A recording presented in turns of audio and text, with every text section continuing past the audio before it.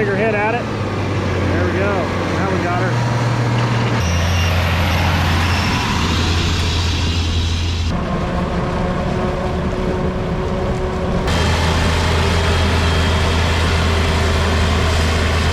Back if you can. That's all going to go in the silage, and cows are going to love that. Well, hey, good afternoon, folks. We've got a fun video in store for you today. As you might be able to see behind me, we've got a makeshift silage pit. We did this the last couple years, and we're going to keep doing it. We'd been using a neighbor's silo for a few years before that, but he started putting up his own silage, and he's actually supposed to be getting silage cut soon as well. He might have already had it done, I'm not sure yet, but we're getting our silage cut today. So this is our makeshift pit. We got two more permanent pits down the road, and well, let's go check it all out. I think I'm gonna go down and check out the cutter first.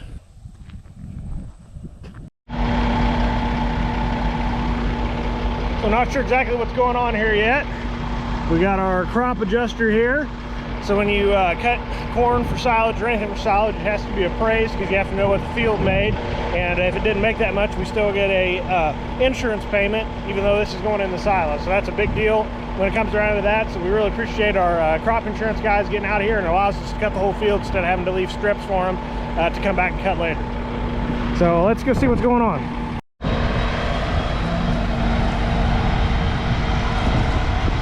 Broke down. It must be broke down.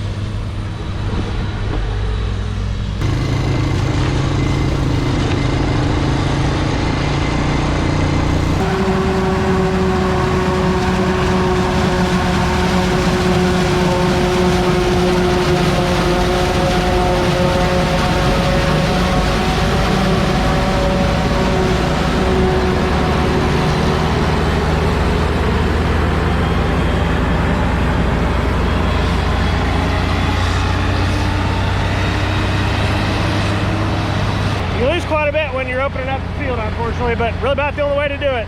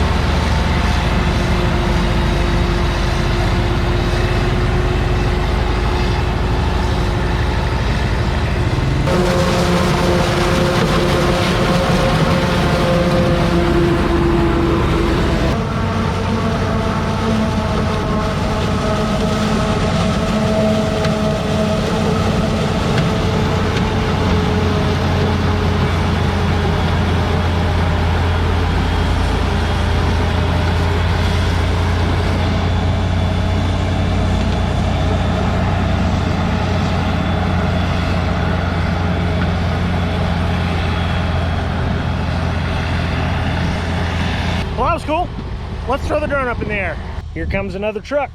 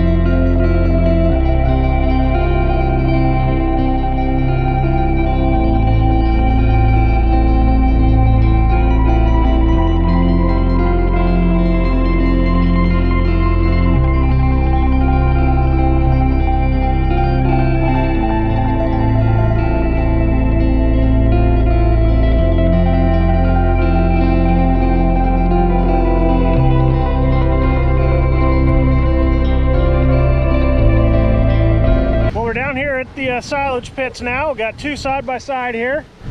This is corn silage, as you saw. My uncle's pushing it up in our Case 7140 with a Degelman dozer blade on it. We've had this for a number of years now. Here he comes up with one push in this silo. We're dumping in both silos simultaneously. It's easier to maintain what's going on. So while one truck's dumping in one silo, you can be pushing another, and you can kind of keep up that way, and you always have the tractor moving instead of waiting part of the time. Dad and I cleaned these silos out last weekend, so you can kind of see where we scraped the sides at that's left. It doesn't have new stuff in here yet. That floor and that one isn't as good, so we kind of got it fixed up the best we could with some rock, and we might have to re-pour it one day. But we followed that truck up here and kind of watched it unload via the drone part way. The drone was kind of low on battery and it started to land itself. I hadn't had to do that before because I usually don't run it that low, but it was going to land in the middle of the road. My uncle would have run over it if I hadn't ran and picked it up. So we'll get some better video of the next truck here. The next truck should unload in this silo because my uncle's pushing and packing in this one.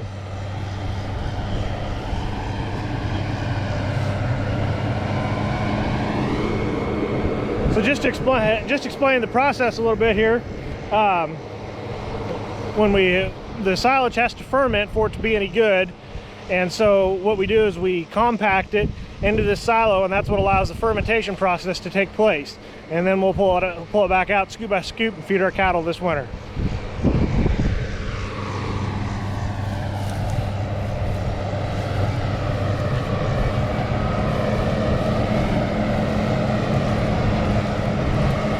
So right now he's just packing. Got a little bit of silage left over right here. That's what most of those ruts are from there. Hopefully we'll get it fed.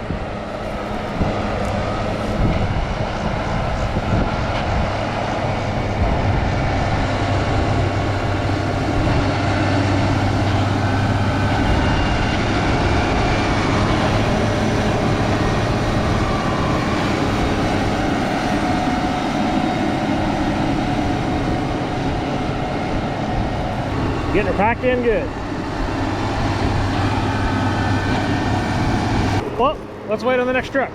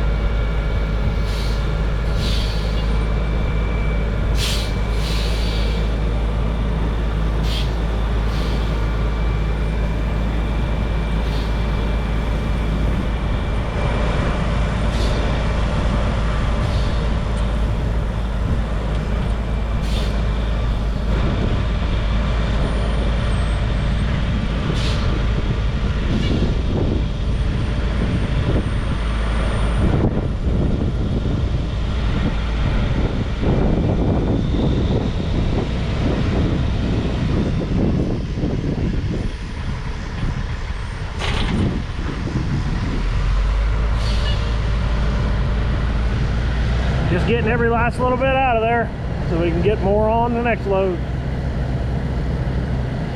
There comes my uncle, headed to get this pushed up. Wait on the road till this truck gets out of there.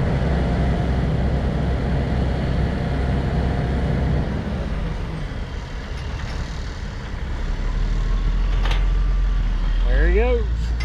Just needs to get the tailgate locked. Got her in.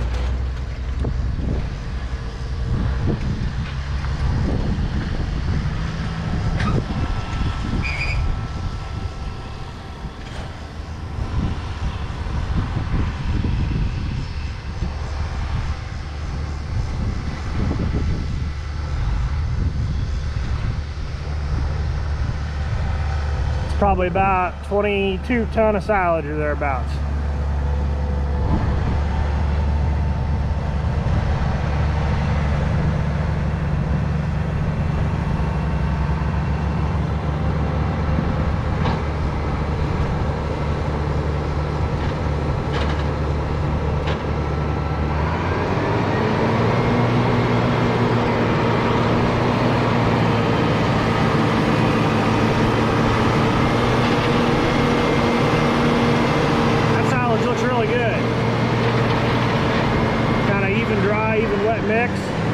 Take a bigger hit at it. There we go. Now we got her.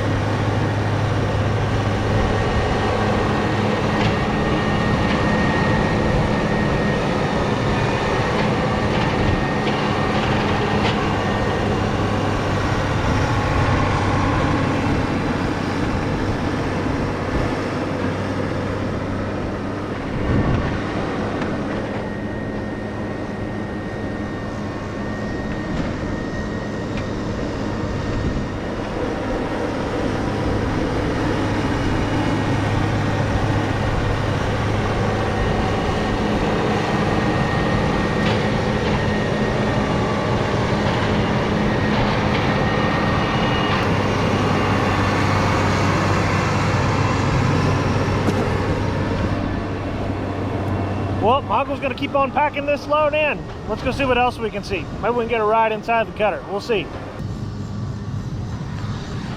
So unfortunately, as you can see, our silos aren't in the best spot. They were kind of made for small straight trucks, but the world's kind of moved to semis now. They do have a few straight trucks, but they're smaller than what ours used to be. If you go back a couple years ago, I've got a video of he kind of got in the ditch there. I put up some big rock in that ditch the other day. I guess it's a good thing I did. He's probably gonna have to pull up and redo that. I don't think he's gonna make this one. We'll find out.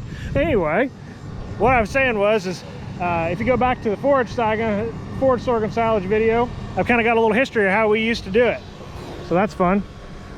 He's gonna get himself stuck. We might have to go help him. No, he figured her out.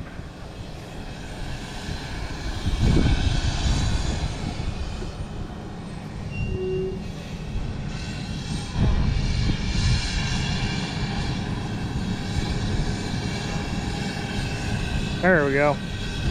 Now he's got her.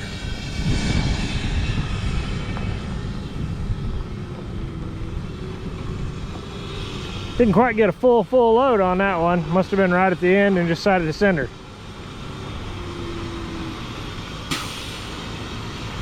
Might have a low tire here on the back.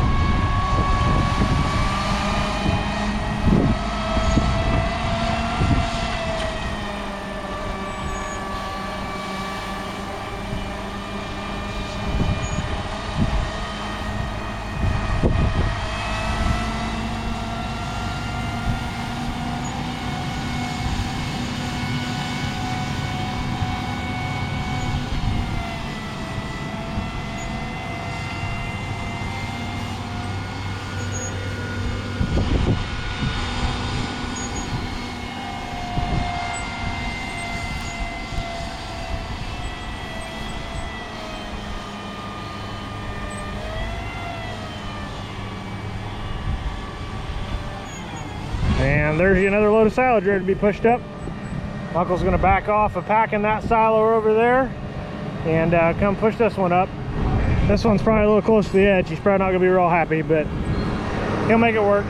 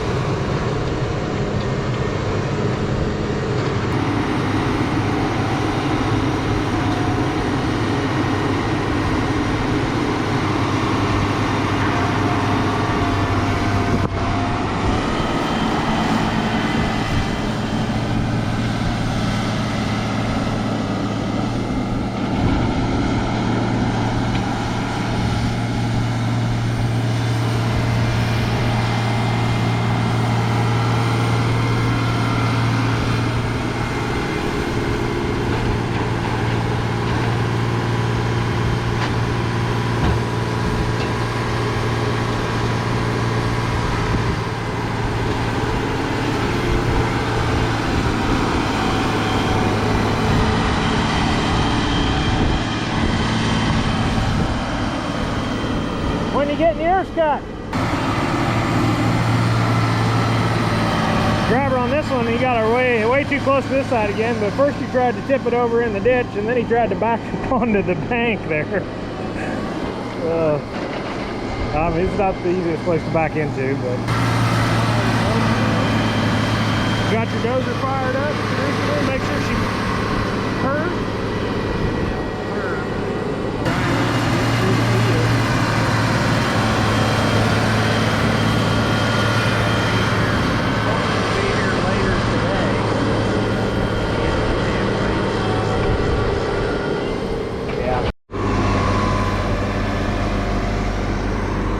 This this one's got a full load.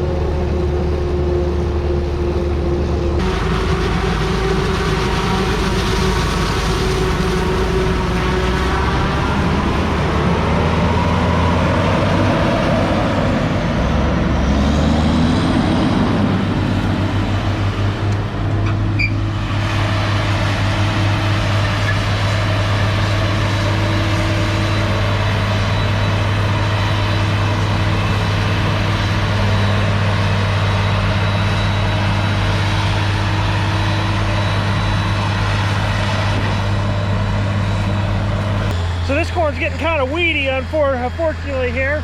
But as you can kind of see, we take the whole plant when we harvest silage. When you would normally harvest corn, you would just take the ear of corn and the combine and spit the rest of the residue back out. So we do lose some nutrients to this ground when we do that, but it far benefits us for the nutrients that it gives our cow, all the forages, and allows them some really luscious feed. And this corn right here isn't super great, so let's go find some better corn. Let me try to peel back one of these husks here. I should have done that earlier with some corn that the appraiser appraised. He dumped it out, but there's the corn. Oh, I didn't film that very good. I had the camera turned. Anyway, well, there's some of the corn. So make sure the cutter's not coming back on this same row, but that's all going to go in the silage, and cows are going to love that.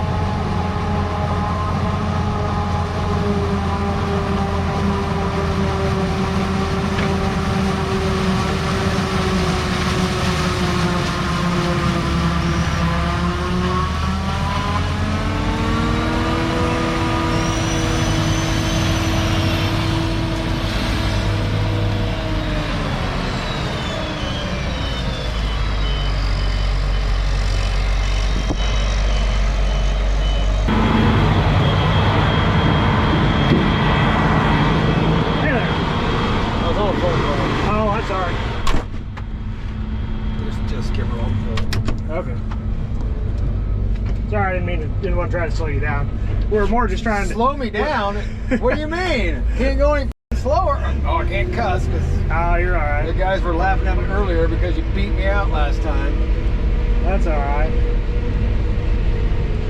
Oh, we were trying to get you to make sure this guy would dump in the middle of the silo because he kept dumping it on the edge. Who? This driver here. Tell him. Well, he dumped it this time, so. This darn corn's kind of weedy, isn't it? Oh, it's terrible. It's not grassy, thank God. Grass is no good. Yeah.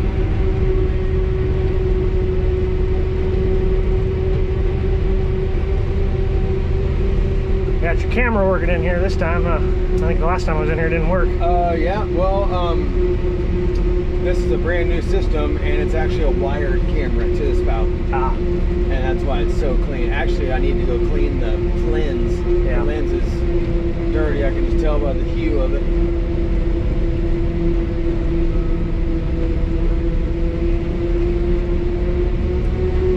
So this chopper is actually sick at the moment. We can't figure out what's going on with it.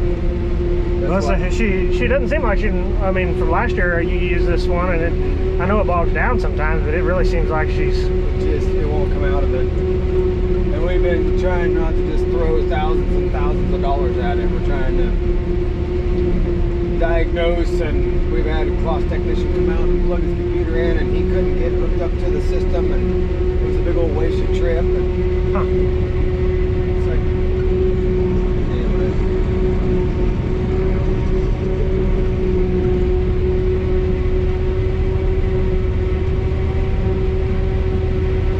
But the big cutter's in Marysville, and so this morning we dusted off the old Sterling and pulled the old trailer out of the weeds, aired up some tires, loaded up the little cutter, and came to Overbrook and blew a tire on the cutter trailer right when we got on 470 in Topeka.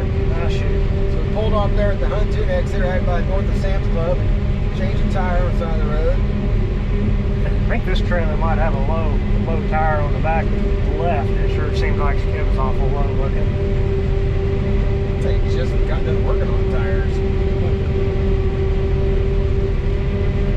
Actually just put a whole new row in the front of this trailer yesterday. I could be. Kevin thinks your rear outside left tire is low. Or, I mean, it could have been an inside one too, where it's. Yeah, you agree?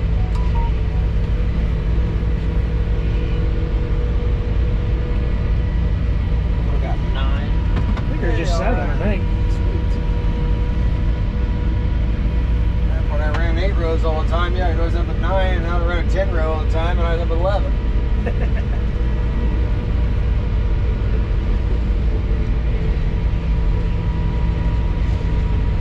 Even though I got triple GPS in the big cutter, so I cheat. Yeah, I guess I wouldn't think about really needing GPS in one of these. But... Well, and we got a new corn head, and it's got the, I call it whiskers. It's got the little row feel on it, whiskers down on the front snoot. And so I actually use it for my road guidance. Okay. And so I can auto steer with it. But if I try to use my Trimble and then GPS a straight row off somebody else's rows, it doesn't work. You just, all you do is nudge it back and forth, nudge, nudge, nudge, nudge, nudge. So I use it for yield mapping, field mapping. I'll set AB lines and then low down rows, and so I can end up with 10 every time. Your cutters will give you a yield monitor too? Well, yes. That one has it's not very accurate, but it'll show you tons and moisture.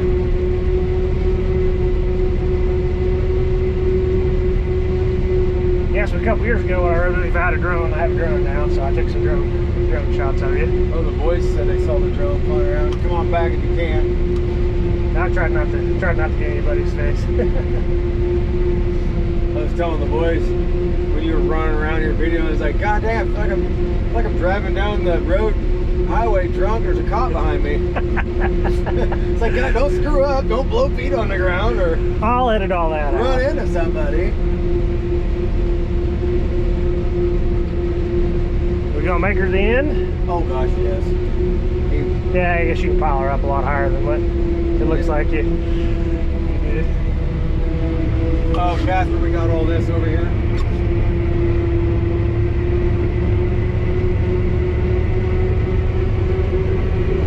That's still gonna do my 2 South Africans. A pretty good time.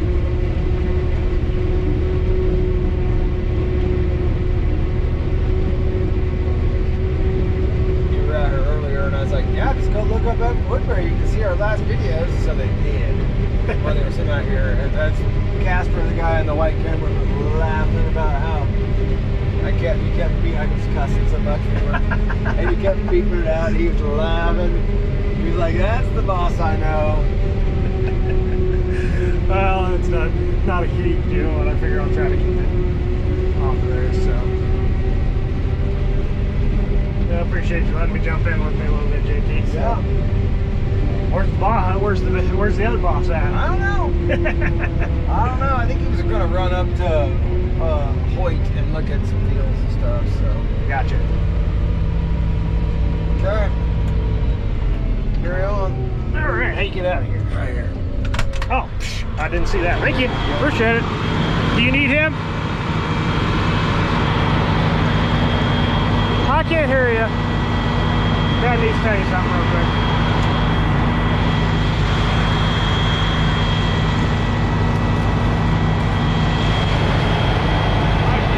Got the northern end of that big field where it's full. We may have you go down south of the river and cut some of that more instead of that better forward on the south end of this field. We'll see. I suspect.